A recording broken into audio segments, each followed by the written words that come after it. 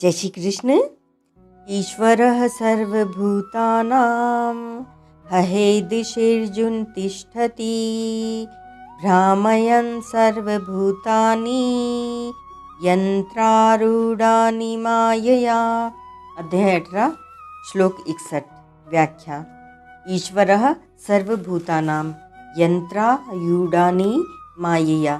इसका तात्पर्य यह है कि जो ईश्वर सबका शासक, नियामक, सबका भरण पोषण करने वाला और निरपेक्ष रूप से सबका संचालन है, वह अपनी शक्ति से उन प्राणियों को घुमाता है जिन्होंने शरीर को मैं और मेरा मान रखा है। जैसे विद्युत शक्ति से संचालित यंत्र रेल पर कोई आरूढ़ हो जाता है, चढ़ जाता है, तो उसको परवशता से रेल के अनुसार ही जाना पड़ता है। परंतु जब वह रेल पर आरूढ़ नहीं रहता, नीचे उतर जाता है, तब उसको रेल के अनुसार नहीं जाना पड़ता। ऐसे ही जब तक मनुष्य शरीर रूपी यंत्र के साथ मैं और मेरे पन का संबंध रखता है, तब तक ईश्वर उसको उसके स्वभाव कारण शरीर में रहता है। वही स्वभाव सूक्ष्म और स्थूल शरीर में प्रकट होता है, स्वभाव के अनुसार संचालित करता रहता है और वह मनुष्य जन्म मरण रूप संसार के चक्र में घूमता रहता है। शरीर के साथ मैं मेरेपन का संबंध होने से ही राग द्वेष पैदा होते हैं, जिससे स्वभाव अशुद्ध हो जाता है। स्वभाव के अशुद्ध होने पर मनुष्य प्रकृति अर्थात स्वभाव के परवश हो जाता है। परंतु शरीर से सर्वथा संबंध विच्छेद होने पर जब स्वभाव राग द्वेष से रहित अर्थात शुद्ध हो जाता है, तब प्रकृति की परवशता नहीं रहती। प्रकृति स्वभाव की परवशता न रहने से ईश्वर की माया उसको संचालित नहीं करती। अब यहाँ यह शंका होती है कि जब ईश्वर ही हमारे को भ्रमण करवाता है, क्रिया करवाता है, तब यह काम करना चाहिए और यह नहीं करना चाहिए, ऐसी स्वतंत्रता कहाँ रही?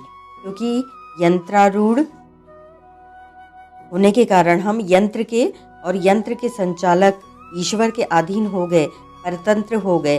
तो फिर यंत्र का संचालक प्रेरक जैसा कराएगा वैसा ही होगा। इसका समाधान इस प्रकार है। जैसे बिजली से संचालित होने वाले यंत्र अनेक तरह के होते हैं, एक ही बिजली से संचालित होने पर भी किसी यंत्र में बर्फ जम जाती है और किसी यंत्र में अग्नि जल जाती है, अर्थात उनमें एक दूसरे से बिल्कुल विरुद्ध काम होता है।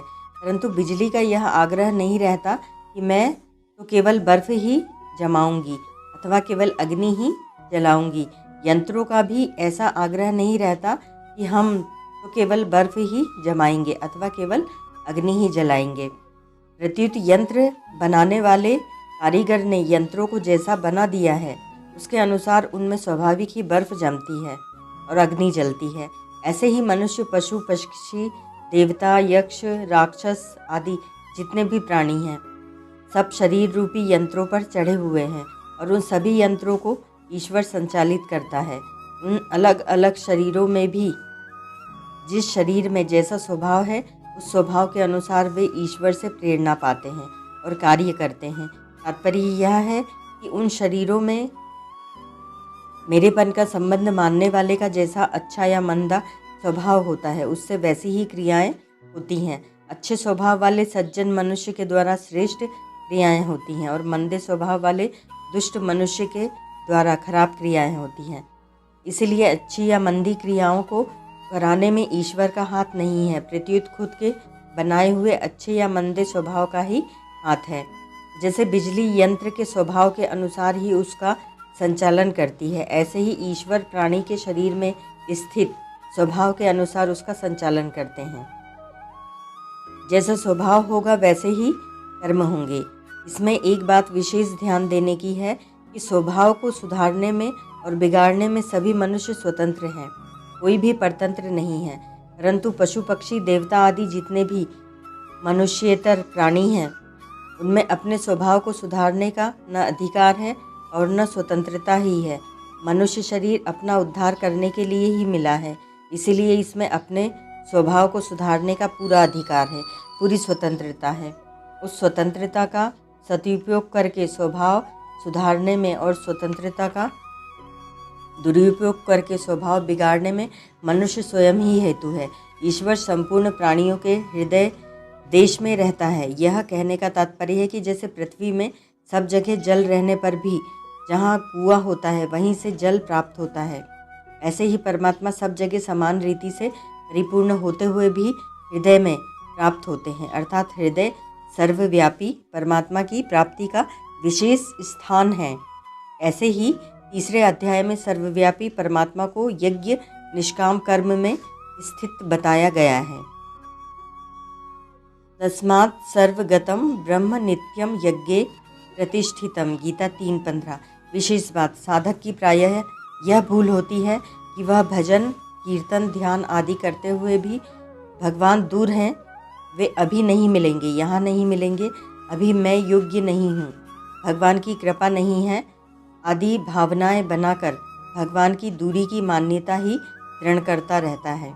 इस जगह साधक को यह सावधानी रखनी चाहिए कि जब भगवान सभी प्राणियों में मौजूद है तो मेरे में भी है, वे सर्वत्र व्यापक हैं, तो मैं जो जप करता हूँ उस जप में भी भगवान है, मैं श्वास लेता हूँ तो उस श्वास में भी भगवान है, मेरे मन में भी भगवान है, बुद्धि में भी भगवान है। मैं जो मैं करता हूँ उस मैं में भी भगवान है। उस मैं का जो आधार है वह अपना स्वरूप भगवान में अभिन्न है, अर्थात मैं पन तो दूर है पर भगवान में पन से भी नज़दीक है। इस प्रकार अपने में भगवान को मानते हुए ही भजन जप ध्यान आदि करने चाहिए। अब शंका यह होती है कि अपने में परमात्मा को मानने से और मैं और परमात्मा दो अलग अलग हैं, यह द्वैतापत्ति होगी। इसका समाधान यह है कि परमात्मा को अपने में मानने से द्वैतापत्ति नहीं होती, प्रत्युत अहंकार मैंपन को स्वीकार करने से जो अपनी अलग सत्ता प्रतीत होती है उसी से द्वैतापत्ति होती है। परमात्मा को अपना और अपने मानने से तो परमात्मा से अभिन्नता होती है, जिससे प्रेम प्रकट होता है। जैसे गंगा जी में बाढ़ आ जाने से उसका जल बहुत बढ़ जाता है और फिर पीछे वर्षा न होने से उसका जल पुनः कम हो जाता है, परंतु उसका जो जल गड्ढे में रह जाता है अर्थात गंगा जी से अलग हो जाता है, उसको गंगा जल कहते हैं। उस गंगा जल को मदिरा के समान महान अपवित्र माना गया है। गंगोज्झ को मदिरा के समान महान अपवित्र माना गया है। गंगा जी से अलग होने के कारण वह गंदा हो जाता है और उसमें अनेक कीटाणु पैदा हो जाते हैं जो कि रोगों के कारण है, परंतु फिर कभी जोर की बाढ़ आ जाती है तो वह गंगोज्झ वापस गंगा जी में मिल जाता है। गंगा जी में मिलते ही उसकी एक देशीयता, अपवित्रता, अशुद्धि आदि सभी दोष चले जाते हैं और वह पुनः महान पवित्र गंगा जल बन जाता है। ऐसे ही मनुष्य जब अहंकार को स्वीकार करके परमात्मा से विमुख हो जाता है तब इसमें परिच्छिन्नता, पराधीनता, जड़ता, विषमता, अभाव, अशांति, अपवित्रता आदि सभी दोष विकार आ जाते हैं, परंतु जब यह अपने अंशी परमात्मा के सम्मुख हो जाता है, उन्हीं की शरण में चला जाता है, अर्थात अपना अलग कोई व्यक्तित्व नहीं रखता, तब उसमें आए हुए भिन्नता, पराधीनता आदि सभी दोष मिट जाते हैं, कारण कि स्वयं चेतन स्वरूप में दोष नहीं है। दोष तो अहमता, मैंपन को स्वीकार करने से ही आते हैं। परिशिष्ट भाव। भ्रामयन का तात्पर्य है कि संसार मात्र का संचालन भगवान की ही शक्ति से हो रहा है। मत्तः सर्वम प्रवर्तते, गीता 10:8। भगवान प्राणियों को उनके स्वभाव के अनुसार कर्म करने की प्रेरणा तो करते हैं पर उसमें अपना आग्रह नहीं रखते। भगवान का आग्रह न होने के कारण ही मनुष्य अपनी कामना, ममता, आसक्ति के वशीभूत होकर पुण्य अथवा पाप करता है और उनका फल भोगने के लिए स्वर्ग आदि लोकों में अथवा नरकों और नीच योनियों में जाता है। परंतु जो भगवान के शरण हो जाते हैं उसको भगवान विशेष प्रेरणा करते हैं। अहंकार न रहने से वह जो कुछ करता है भगवान की प्रेरणा के अनुसार ही करता है। ओम तत्सत।